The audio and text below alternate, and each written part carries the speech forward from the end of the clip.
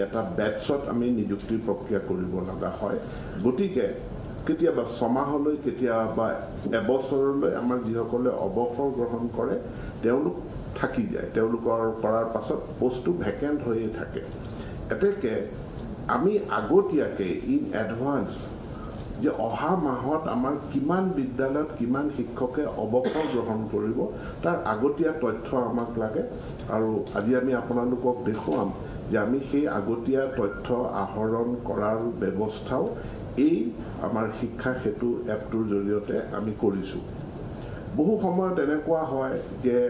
বিভিন্ন ধৰণৰ বিভিন্ন সময়ত যেতিয়া শিক্ষক নিযুক্তি হৈছিল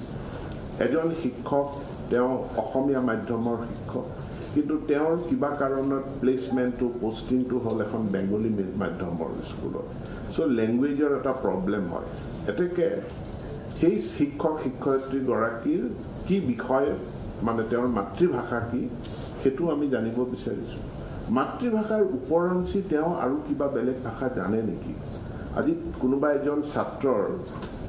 বা কোনোবা এজন শিক্ষকৰ তেওঁৰ মাতৃভাষা বড়ো কিন্তু তেওঁ টেটত তেওঁৰ L1 টো অসমীয়া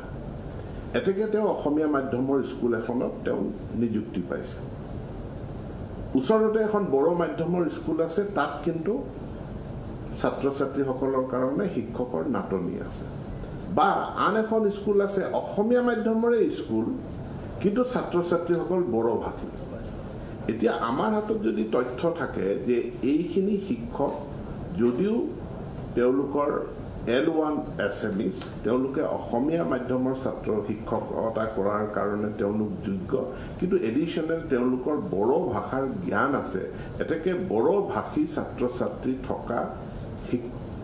মানে স্কুলত যদি তেওঁলোকক নিযুক্তি দিয়া যায় ছাত্ৰ ছাত্ৰীসকল বেনিফিটেড হ'ব এই তথ্য আমি শিক্ষা হেতুত গ্ৰহণ কৰিছো বিদ্যালয় এখন আছে সেই বিদ্যালয়খনৰ যেটো লোকেলিটি বা হেবিটেশন সেই হেবিটেশনৰ ছাত্ৰ ছাত্ৰীসকলৰ ঘৰুৱা ভাষা কি আমাৰ হাতত তথ্য নাই গতিকে চাহ বাগিচা অঞ্চলত এখন বিদ্যালয় আছে তাৰে ছাত্ৰ ছাত্ৰীসকলৰ ঘৰুৱা ভাষা সাদ্ৰী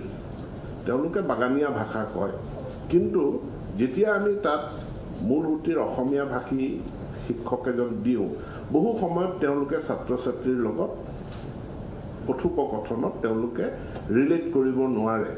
কিন্তু আমাৰ হাতত যেতিয়া তথ্য আছে যে এই বিদ্যালয়খনৰ হেবিটেট ল্যাঙ্গুৱেজটো অমুক সেই হেবিটেট ল্যাঙ্গুৱেজটোৰ ওপৰত পাৰদৰ্শিতা থকা শিক্ষক এজনক আমি তাত যদি পোষ্টিং দিও তেতিয়া